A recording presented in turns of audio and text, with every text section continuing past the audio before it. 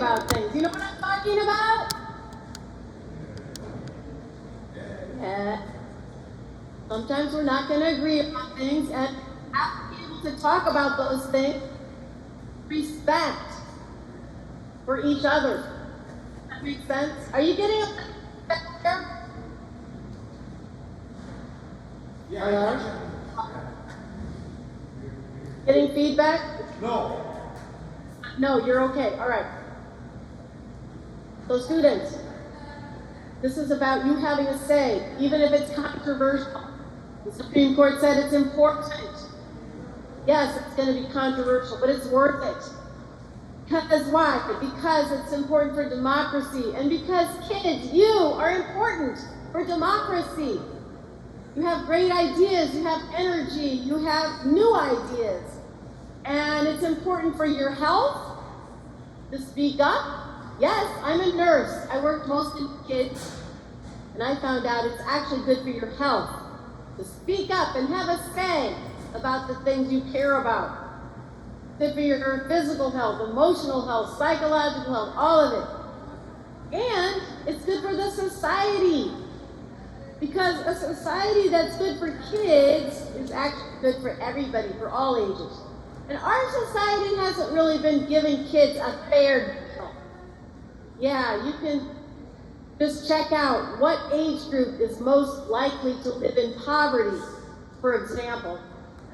It's you, it's kids, it's teenagers, yeah. You can look at all kinds of health indicators that, you know, the kids that are breathing in polluted air, drinking polluted water, foster kids, not having a great health, homeless kids, students always scrambling for money.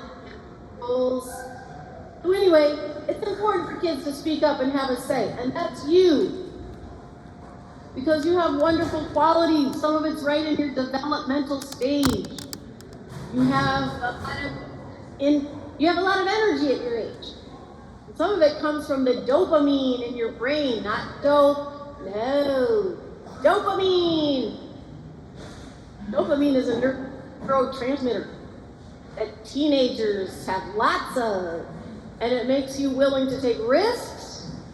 It makes you have a lot of energy and ideas and talents, and you want to contribute and make the world better. But when you're censored, not only are you cheated, but the whole society is cheated. That little key that's going into that lock, it says youth rights. Youth rights. That's what unlocks all of your great ideas and potentials. Makes you able to speak up. Make your contribution. I didn't know about all that when I was growing up in Iowa. That's me and my little sister and my brother John. Our dad was a preacher, and he believed that you should put your ideas into action, your ideals, your values. Like if you say you believe in a more loving, kind, fair world, let's get started on that right away. Don't wait for heaven. Let's just get going on earth right now. Let's see some action. Don't just talk. Let's see some action. So when the swimming pool in Iowa, there where we live, they did not allow black families. And so this to swim at the pool. That was going on all over the country. And so some kids at the church said, well, Reverend Tinker, that's not very loving. That's not very... Change that. And they asked my dad to go up there with them. And they did. Well, the people at the swimming pool said, oh, that's too bad. You know, life's not fair. Get used to it. But the kids didn't get used to it. And they didn't give up. And they got that change. And it changed all over the country, but it didn't change just because people sat by. It changed because people spoke up and used their rights. So that's how I was raised. But some people aren't going to like it when you change things and make them better and more fair. And some people at the church got really mad at my dad. And they're like, you know, you should just be preaching on Sunday. Don't go up to the swimming pool.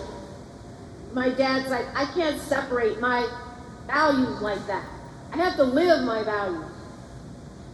So the people got mad at the church and they fired my dad from that church. Yeah. We had to move the whole new city. We moved to Des Moines, Iowa then, when I was 5 years old, and that's where I started kindergarten. In Iowa, oh wow. A few years later, we saw the most amazing kids on the news. They were using their First Amendment rights. This was the Birmingham Children's Crusade. And they were rallying and protesting for racial justice. So much of your rights in public school today, right now today, at your school, build on the efforts of students to speak up for racial justice. These kids in the Birmingham Children's Crusade, this was in 1963. I was just turning 11 years old. We saw these kids on the news and they were singing songs like this little light of mine, I'm gonna let it shine. And they were marching and protesting. Why? Because their parents and them were getting cheated. They didn't have the money for their schools that the white kids had. Their parents didn't get the jobs that the white parents had or the houses the white families had. So the kids are like, we're gonna speak up about this. Martin Luther King was in jail. There in Birmingham, yeah. He was writing his famous letter from Birmingham jail. And the kids were saying, oh, don't worry about it, Martin Luther King, we got you. We're gonna get out there, we are gonna speak up and change what needs change. That's exactly what they did. They were rallying and protesting, but some people got really mad at them. Yeah, the white supremacists. Well, we know they don't usually dress like this anymore, but they're out there, the white supremacists, they're very active now today, but now they just usually wear, ordinary clothes like jeans and t-shirts, suits and ties, dresses, skirts. But the white supremacists got really, really mad at the kids. They said, this is a white country and you kids should be fed up, we don't want to hear you. And so the white supremacists bombed the kids' headquarters, 16th Street Baptist Church, right on Sunday morning, September 15th, 1963. It's called Birmingham Sunday, and the news of this went around the world. And there are movies about this. You can check out a movie by Spike Lee called Four Little Girls. There are songs written about this. The Birmingham bombing, where 4 little girls were killed. We're speaking up and trying to make our democracy what it really should be. Cynthia, Addie Mae, Carol, and Denise. They were 11 to 14 years old, about the same ages as me and my sisters. Somebody came by our picnic that day we were having up in Des Moines, Iowa, told us what had happened to the brave kids we had seen on the news and how 4 had been killed. We were so sad about that, but then we heard about some action people were taking. It was proposed by the writer James Baldwin and a man named Bayard Rustin. They said what we should do, we should wear black armbands all over the country. And we should have memorial services for these little girls who've been murdered. And so that's exactly what we did up in Iowa. And that's me in the middle with my black armband and my sisters, Bonnie and Hope, and Linda and Phyllis over to the left. That was the first time we heard about black armbands. That it's a symbol of mourning, of grief, of sadness when somebody dies. This case, Tinker versus Des Moines, says that you should be able to express all your feelings, the full range of human emotions. Not just the happy feelings that some adults like to hear about. No, the anger, the sorrow, the grief, the frustration, the depression, the anxiety, whatever it is you're feeling, you should have a right to express that. And we felt all those things.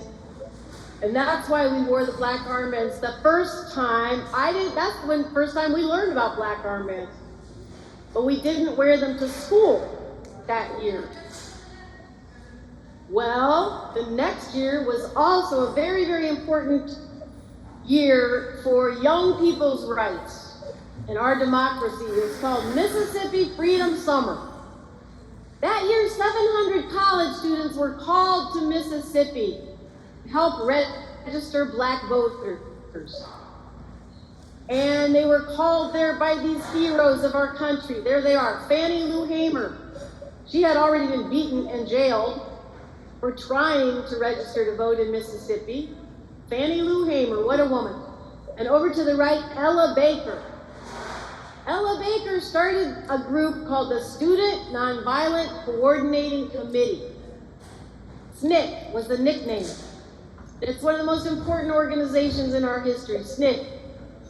Well, these two women and a man named Robert Moses, they called the students to please come to Mississippi this summer and help register black voters. And that's what the students did, because young people are brave. You have bravery also among your qualities that you're famous for, bravery. The students, they trained up in Ohio at that summer, and they sang freedom songs, and they went on their buses, and they knew they would be in great danger. Yes, because these violent white supremacists, you have a flag, the Confederate flag, which explains why it's so emotional still today. Because a lot of people know this history, and a lot of people lived this history. But the students were brave, and they went off to Mississippi, and immediately 3 of them were kidnapped and murdered.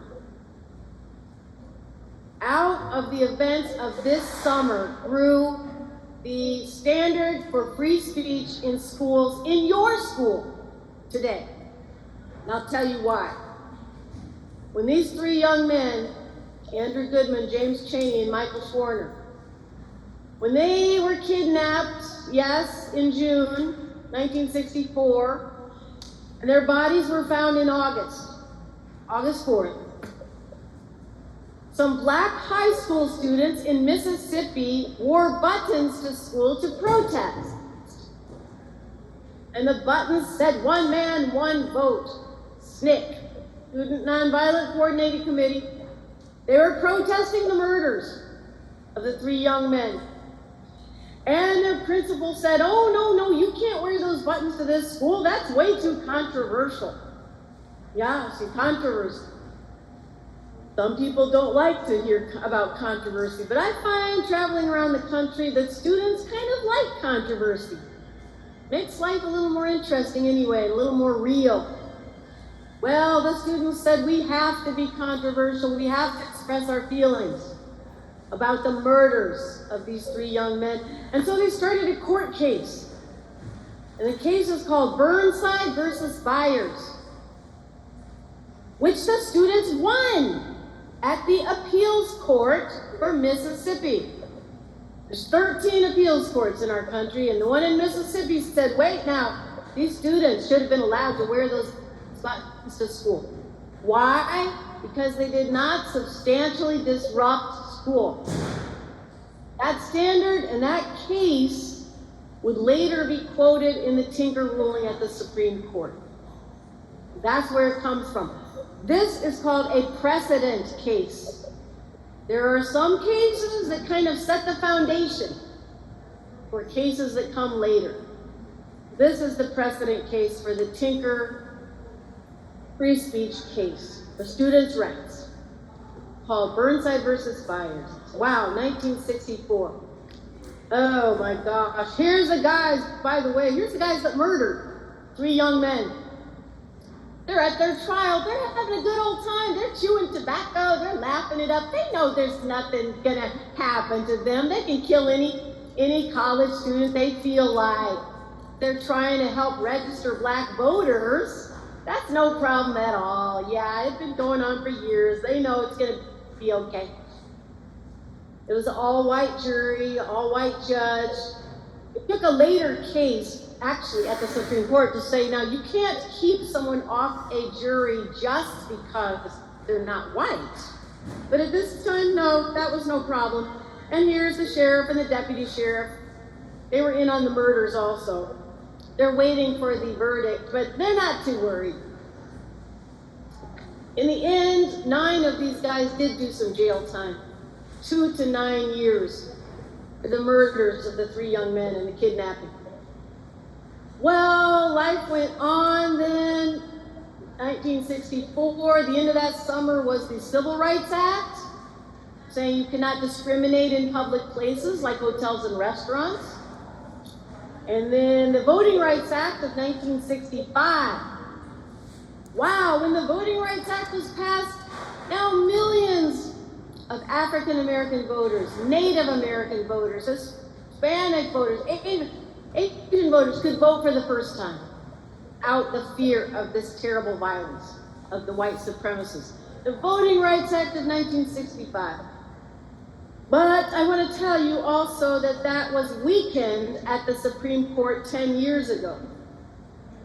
The Voting Rights Act was weakened, and the states that had been harassing and even killing people for trying to register to vote, the Supreme Court said, well, they don't have to worry about it so much now anymore. We're going to make that weaker, that Voting Rights Act.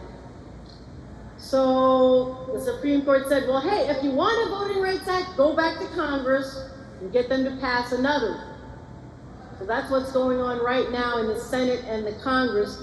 Some people are trying to get another Voting Rights Act to make up for the fact that the one we had was weakened.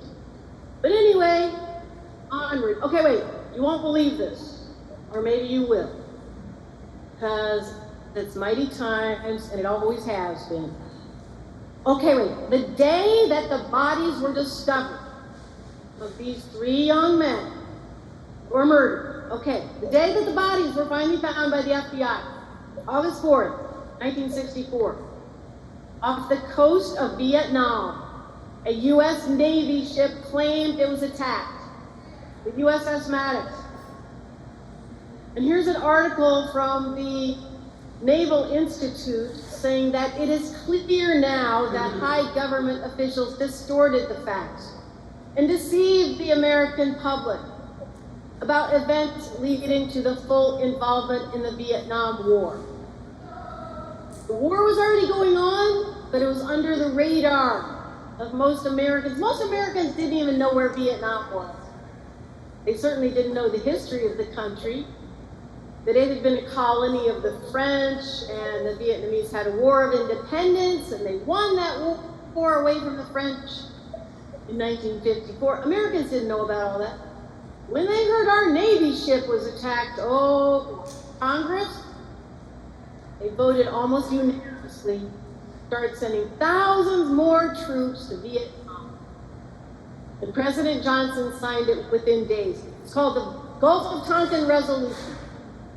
It was signed on August 10th, 1964. And there's a lot in the history of the war in Vietnam, and I'd like to encourage all of you to learn what you can. Probably a lot of you have relatives in the war, and it's very emotional, as we all know. But I'll say it was very emotional to us, kids up in Iowa, because now we're seeing this on the news. War, war, war all the time. Kind of the way you're growing up now. Constant war. And by this time, our family was involved with the Quakers also, which is a religion that's all about peace. So us kids were getting more and more upset by the news, and so yes, it was Christmas time. My dad would read to us from the Bible, the story of love and hope and the little baby in the manger. We didn't see love and hope on the news. We saw the adults killing, shooting, having war all the time. But then we heard about a plan to wear black armbands again. Not for the Birmingham children this time, but for the Vietnamese and for the U.S. soldiers and all the soldiers who were being injured and killed in the war in Vietnam. And that's me and my mother. Well, when the principals heard about the idea of us wearing black armbands to school this time, they made a rule against black armbands. 50 kids had said they were going to wear black armbands to school. The principals made a rule against it, and so 10 kids ended up wearing the armbands, and 5 of us got suspended. That's my suspension notice. Says, this is to inform you, it's from Warren Harding Junior High School. I was in 8th grade, it was 1965. I was 13 years old. I went to the office, I was so scared and nervous, and the vice principal told me to take off the armband. I had an armband like this, black armband. And I was really scared. My dad didn't think we should wear the armbands to school. But you see, kids are so persuasive. And we said, Dad, you taught us to speak up for what we believe in peace. And the principal told me to take off the armband right away, Mary Beth. That's against the rules. You better take off that armband. So I looked around the office and I was nervous and I said, okay. I took off the armband. But I got suspended anyway. I learned a very important lesson that day. You can be nervous and scared and you can still do something to speak up. Well, I got suspended. 5 kids got suspended. There's Chris Eckhart, he got suspended. School board would not change their mind, although 3 of the school board did vote for us. It was a vote of 4-3. Some people got really mad at us and threatened to bomb our house and threatened to kill us. And this is a postcard we got. They would call us communists. We're like, we're not communists. We just want peace. Here's someone who wasn't mad at us, though, a lieutenant corporal in the Marines. Lieutenant Corporal Harry Corey, he wrote a really nice letter to the editors saying, these kids should have their freedom of expression. Let them speak. And another group that helped us was the American Civil Liberties Union, the ACLU. They've been around for 100 years, and they offered to help us, and they said, well, you kids didn't bother anybody, you weren't disrupting anything, and you should have your rights. And so they took it to court. Well, they took it to the other branch of government because, we have 3 branches. The legislative branch is where your schools are. And then there's the judicial branch, the courts. So they took it over to the judicial branch. And we lost at the district level court. And we lost at the appeals court for Iowa. Well, right around the time we lost at the appeals court, the Mississippi kids won their case. The black students who had protested the murders of the 3 young men, they won their case at the appeals court. We lost at the appeals court. That's called a circuit split. And our young lawyer said, well, we're just going to have to let the Supreme Court. So that's how it got appealed to the Supreme Court. And, well, they don't take very many cases, though. They only take 70 or 80 a year out of around 10,000 that want to be heard. So I was really surprised they took our case, and I was really surprised we won our case when I was a junior in high school by 7-2, when the court said that in our system, students may not be regarded as closed circuit recipients of only that which the state chooses to communicate. No, you're not a closed circuit. You have to be able to express yourselves and say how you feel about things too, even if it's controversial. So that's what happened. I grew up, I became a nurse, I left my hospital about 10 years ago and started speaking with students all the time. This is one of my favorite stops, back at my old middle school where I had been suspended. But this time there was a big party. Yeah, and the superintendent of schools even wrote a big letter to the editor saying, I'm so glad we lost that Tinker case because we want our students to have a voice and to speak up and to use their rights. And I know that your teacher, Mr. Norton, does also, and people at your school want you to have a say and use your rights, students. So that's my story.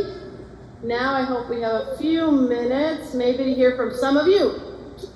Thanks, students. Thanks for having me here today.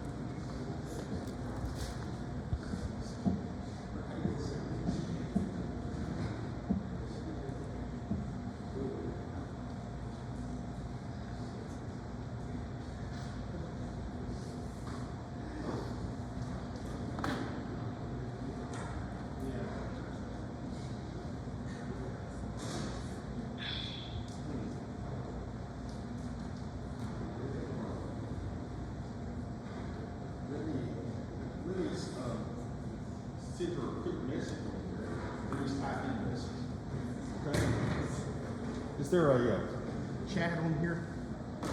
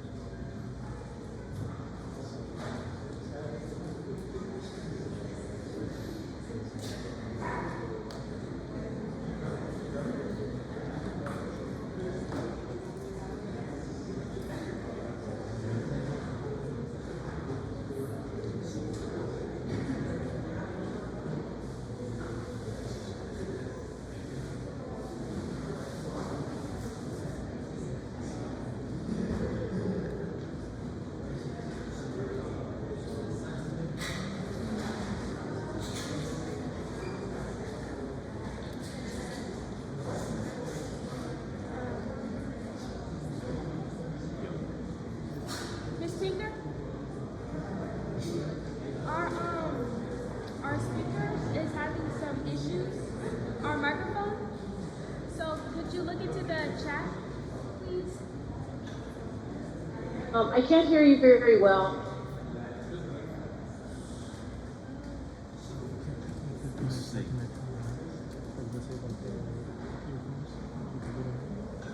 Maybe students write down their comments? Or We can put them in the chat. You see the chat?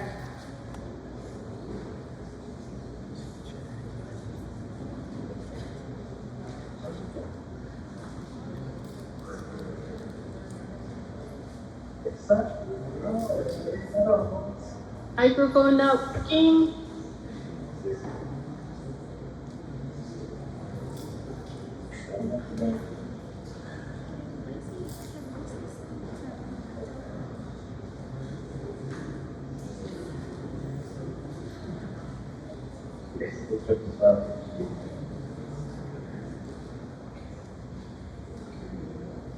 Miss Tinker, can you hear me?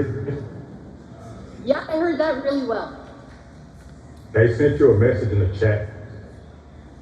Okay, let's see the chat. Okie dokie, chat. Okay, great.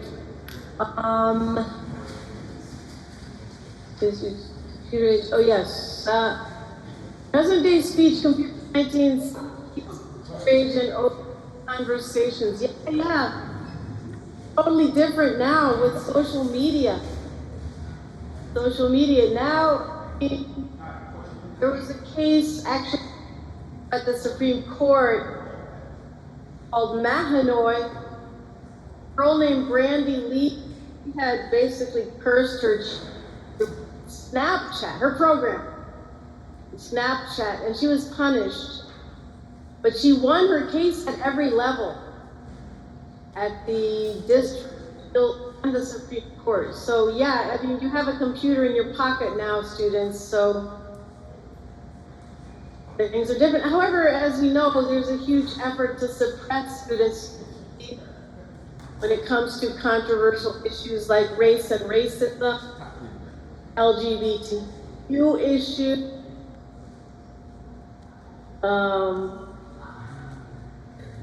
so that's a huge issue right now. I think there's states that have passed legislation to suppress student and teacher speech. What do you all think about that? Have you had any books banned at your school? Book banning, it's a big thing. So yeah, there's kind of an attack right now on students' free speech by school boards and others, some school boards. What do you think, students? You deal with what?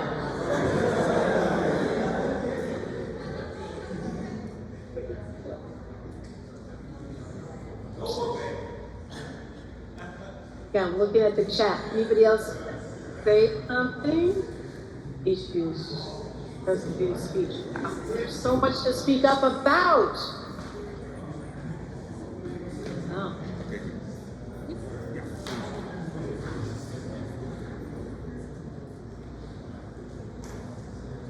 Modern freedom of speech is monitored online due to a lot of violence growing from too much freedom. What do you think, students? I'm looking at the chat. Do you think modern free speech should be monitored online because of the violence that can be caused? Should there be monitoring? I kind of think there should be. I don't know. What do you all think? Anybody have an opinion about that? Thumbs up or thumbs down? What do you think, guys? Kind of like that a little bit?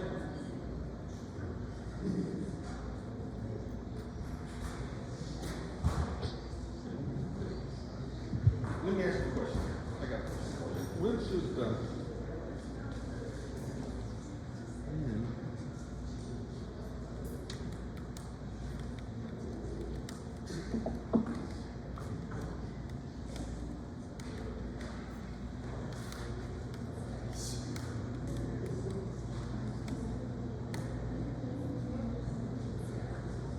when should free speech be limited for when the Supreme Court ruled in favor of students in Tinker, they said that, well, all rights have limits. All rights have limits. Yeah. Second Amendment, the First Amendment, all rights have limits. So, the Supreme Court ruled in your favor, 1969 in Tinker, that the limits would be, for one, to not substantially disrupt school with your free speech. And for that, they quoted the Mississippi case, Burnside. That's why Burnside is a precedent case for this. Because it's still the basic standard for free speech rules today. You cannot substantially disrupt school with your free speech. And number two, you cannot impinge on the rights of others with your free speech. So that's where things like Confederate flags in schools have been banned. Because those are considered to impinge on the rights of other students to feel safe in school. Things like that. Does that make sense, people? Is this controversial? Yes. How did you emotionally deal with it? So yeah, I'd love to hear what you all think, what the limits should be. How did you emotionally deal with all these things going on as a young person? It was a stress. It was crazy. But I know you all are dealing with a lot of things too in these times we're living in. There's plenty of stress now too. And I think a lot of the challenge as a nurse, I'm telling you, a lot of the challenge is to figure out how to deal with stress, how to reduce it. Take a walk, call a friend, pet your dog, drink some juice, do something healthy to try to deal with the stress. I had to do all those things to deal with the stress because people were threatening us and saying we're unpatriotic, and it's just really crazy. Yeah. But I just learned that you have to learn to deal with it. Oh yeah, bong hits for Jesus. Okay, wait a second. I'm gonna show you These are 3 other cases. I told you about one of the cases. That's one.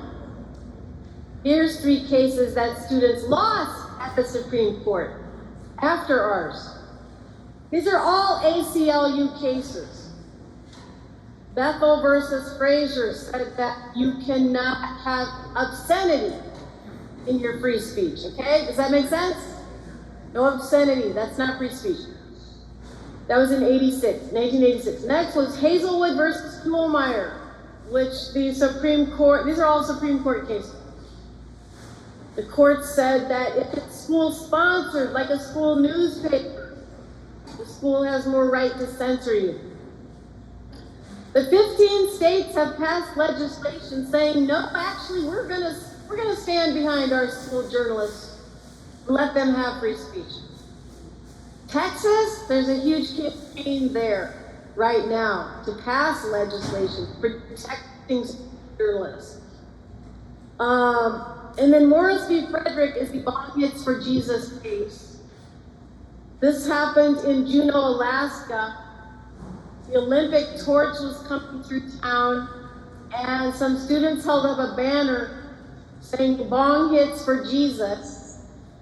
Joseph Frederick, he said he was testing his First Amendment rights, and the Supreme Court ruled against him, saying that you cannot advocate for illegal drugs in the school with your free speech.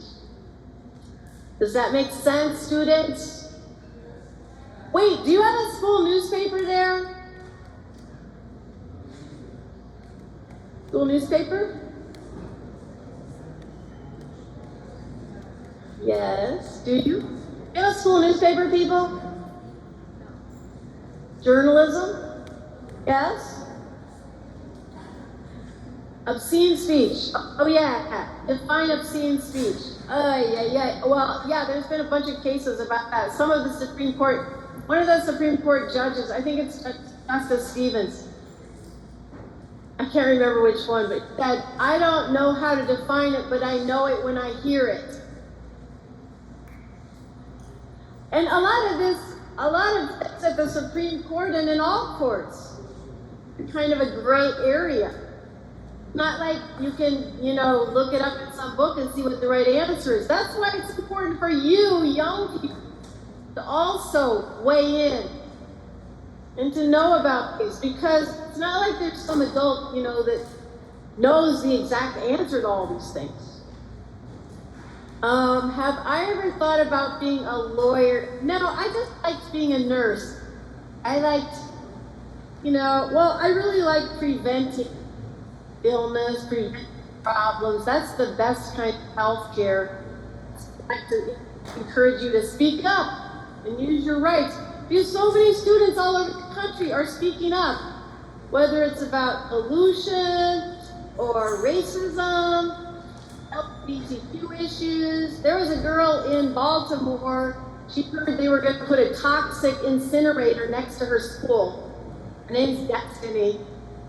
She started this whole campaign to stop the incinerator. She succeeded. They got it. Students are speaking up about so many things. Do you have any issues at your school that you all are speaking up about? Is there an issue there, controversial, or using your free speech? Our school, about students these days. You got any issues? Are you using your free speech rights? Is that having a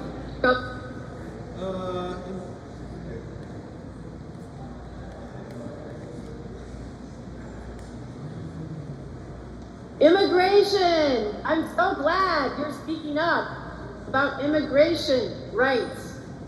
Yeah, that's really important. So glad. And it's really, it makes for a meaningful life. Here's a little book I'll send you guys. If you write to me, I'll send you a book. Coloring book of true story about students who spoke their rights, and some kids speaking up about immigration rights. I'll show you them. Yeah. speaking up for Dream Assembly. There's some in Washington, D.C. and all over the country for the immigration rights. Who else is in here? March for Our Lives. We celebrated our victory, our 50-year anniversary of the Tinker ruling. Students came up from Marjorie Stoneman Douglas for March for Our Lives to help us celebrate, because they're speaking up against gun violence. And I am also, because trauma nurse, I took care of teenagers got. Yes, we have to think about gun violence. Black Lives Matter, students speaking up about disability rights, students in wheelchairs. Oh wow, this one is really cool. Girl Scouts started a campaign about palm oil. They said you should not do anything with palm oil because it's bad for the war in Israel, in Palestine, war. So I think if young people ran the world, maybe we would have less war. Because war, kids don't want war. Students, you don't want war, do you? No. Students don't want war. Some people say that war is the hardest for children and teenagers. Yeah. Why do adults keep having war? So yeah, I'm glad you're speaking up about things. What else? Come on, Betty, let's see what you got to say. There's a person who is using his rights. I'm so glad you are.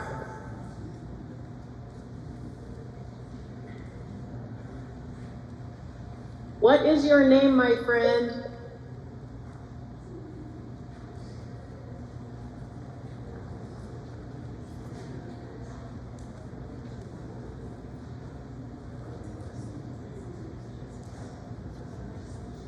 Talking about book banning, how would it reversing the legislature? Yeah, thanks for saying that. So if you want to reverse laws that have to do with book banning, what do you have to do? What do you have to do? First of all, figure out who made the law. In the state legislature? Was it in the Senate? Was it in the state Senate? Was it in the... Where did the law come from? You can start with your school board. Start going to school board meetings. You know, a lot of students have been running for school board. And also, the House of Representatives just elected the youngest person ever to the House of Representatives. I think he's like 20 years old, Maxwell Frost from Florida, and he got involved because book bannings. But you can campaign for candidates that believe, that represent you. Go to your library. Go to the school board meeting. Have a bunch of students speak up and say you don't want book banning in your school district, in the Dallas schools, in your local school. What else? You can come up with creative ideas. Here's some students that dressed up like guinea pigs and rats. And they went off to the state legislature. Yeah, see? And they're like, we are not your guinea pigs. Stop passing laws against us. You can come up with creative things. And also find out what other people are already doing, because there are groups like the American Library Association that is speaking up against book bannings. There's a group called PEN America. Check them out. It's the Writers Union of the United States, PEN America. And they track all the laws about book banning, about censorship in the schools. In America, the American Library Association, the Civil Liberties Union, the Teachers Union are speaking up also against banning. And some of those book bannings have been reversed. I saw where one in Virginia was just reversed because students and community members started speaking up against it. They didn't want to be censored. They said that isn't really education, that's censorship. You know what I found out? It's a good life. Speaking up. for things. So anyway, everyone, it was so good to be with all of you. Right?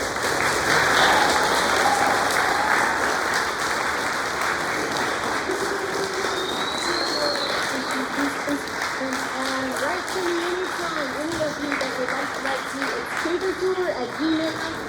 And I'll write you back. I'll send you telegram. Bye, everybody. Take care of yourselves. Don't get too stressed. Walk. Bye.